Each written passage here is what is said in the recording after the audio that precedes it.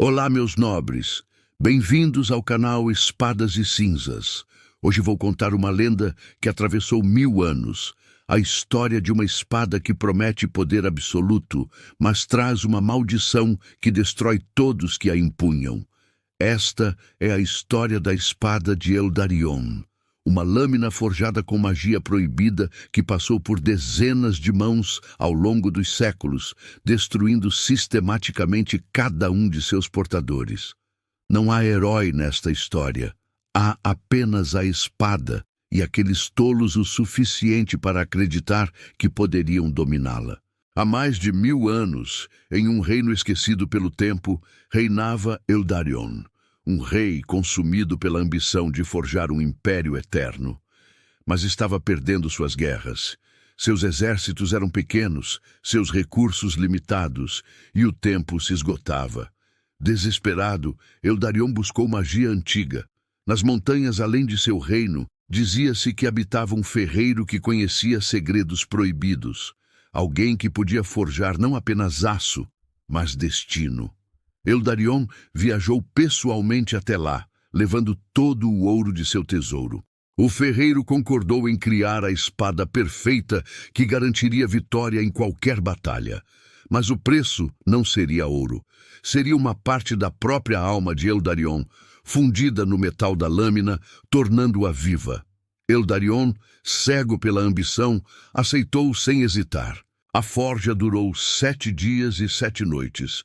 O ferreiro trabalhou com chamas que não eram totalmente naturais, cantando palavras em línguas que faziam a própria realidade tremer.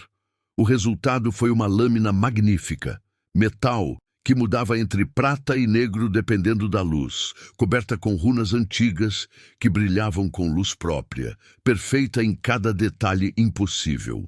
Quando Eldaрион a segurou pela primeira vez, sentiu poder absoluto fluir através dele. Sentiu-se invencível, imortal, destinado à grandeza. Mas algo havia mudado dentro dele. Uma sombra se instalara em sua mente. Uma voz sussurrante que não era completamente sua. A maldição havia começado, silenciosa e inevitável. Eldaрион voltou transformado. Na primeira batalha, a espada provou seu poder terrível. Cortava a armadura como papel, antecipava movimentos dos inimigos, tornava seu portador algo além de humano. A vitória foi absoluta e brutal, e foi a primeira de muitas. Nos meses seguintes, Eldaрион conquistou 3 reinos. Seu império começava a tomar forma, mas o preço estava sendo cobrado de formas que ele não conseguia ver claramente. Suas noites encheram-se de pesadelos terríveis. Passou a desconfiar de todos ao seu redor. Conselheiros, família, guardas. A paranoia crescia como erva daninha em sua mente. E a espada tinha fome. Uma necessidade constante de ser usada, de beber sangue, de matar. Eldaрион começou a criar razões para a guerra. Conflitos desnecessários apenas para alimentar essa necessidade crescente. Pior ainda, ele começou a mudar fisicamente. Seus olhos escureceram até ficarem quase negros. Sua pele empalideceu. Quando segurava a espada, as runas brilhavam, refletindo em seu rosto, fazendo-o parecer menos humano e mais algo outro.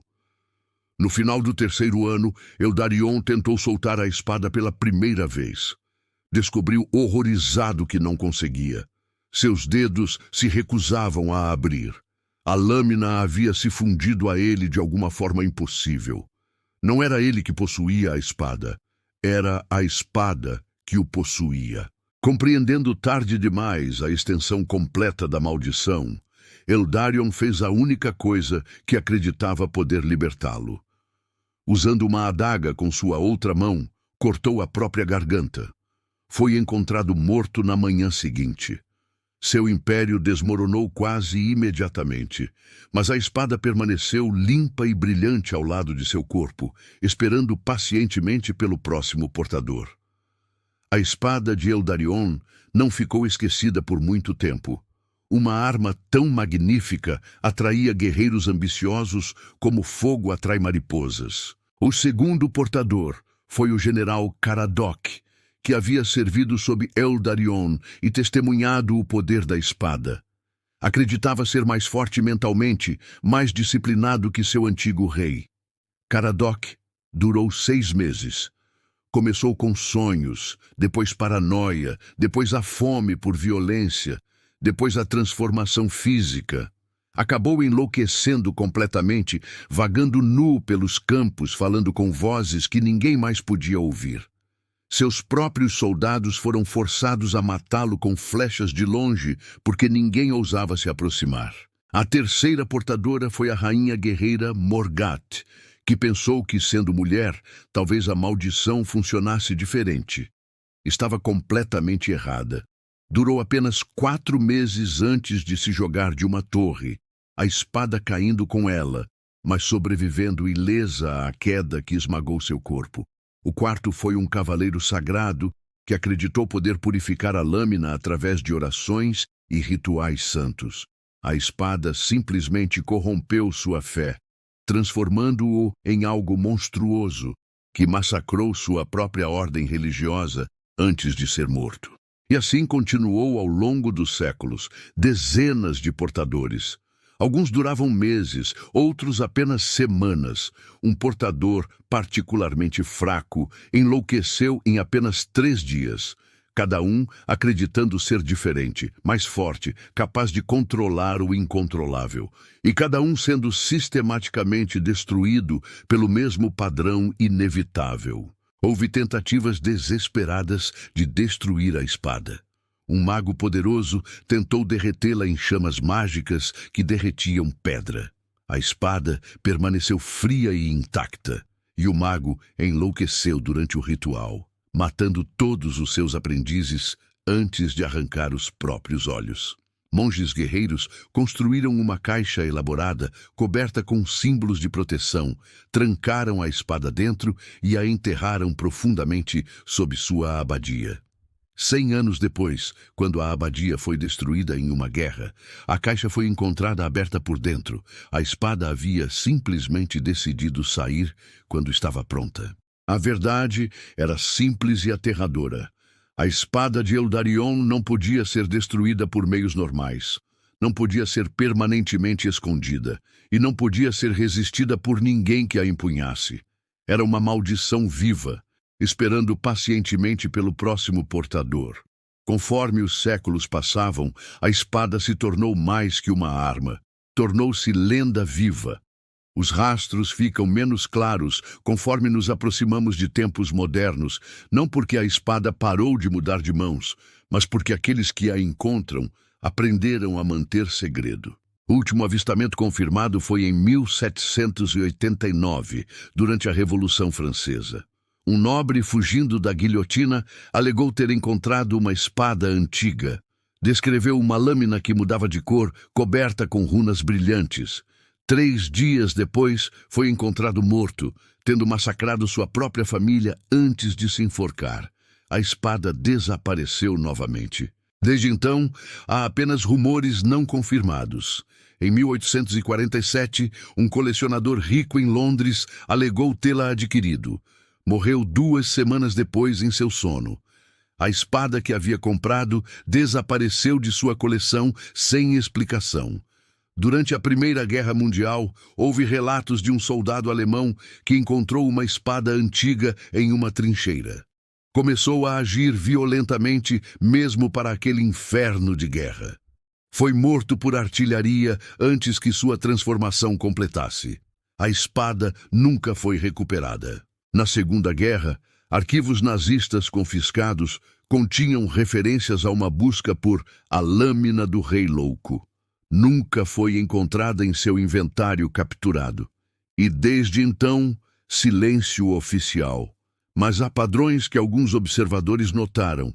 A cada poucas décadas, há relatos de assassinatos particularmente brutais e inexplicáveis. Ocasionalmente, testemunhas mencionam ter visto uma espada incomum, uma lâmina que muda de cor, símbolos que parecem brilhar levemente.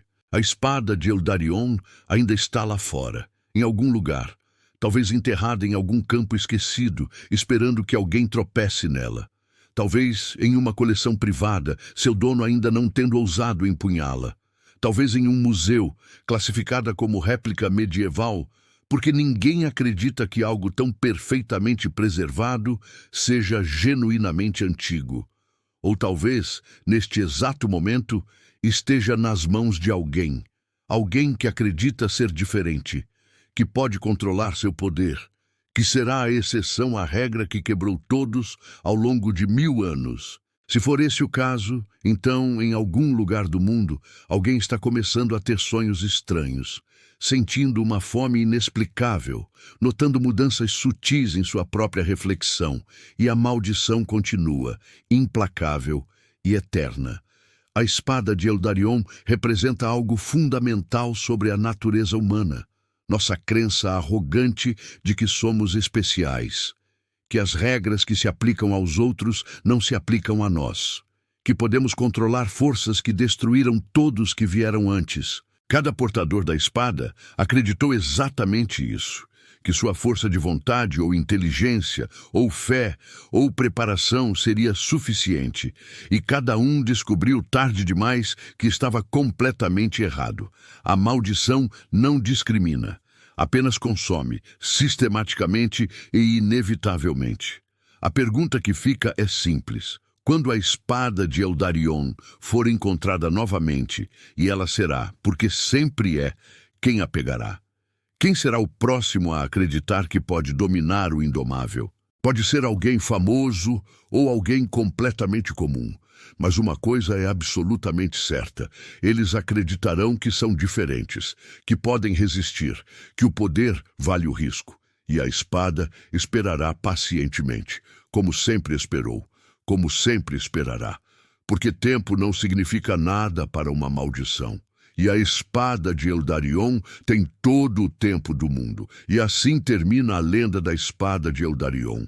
Uma história que atravessa 1000 anos, dezenas de portadores e incontáveis mortes.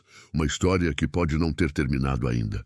Se você gostou dessa lenda medieval sombria, deixa seu like aqui embaixo. E se ainda não é inscrito no Espadas e Cinzas, se inscreve aí e ativa o sininho para mais lendas e histórias medievais. Deixa nos comentários. Se você encontrasse a espada de Eldarion, você a empunharia? Ou seria sábio o suficiente para deixá-la onde está? Um forte abraço e até a próxima lenda nas sombras da Idade Média.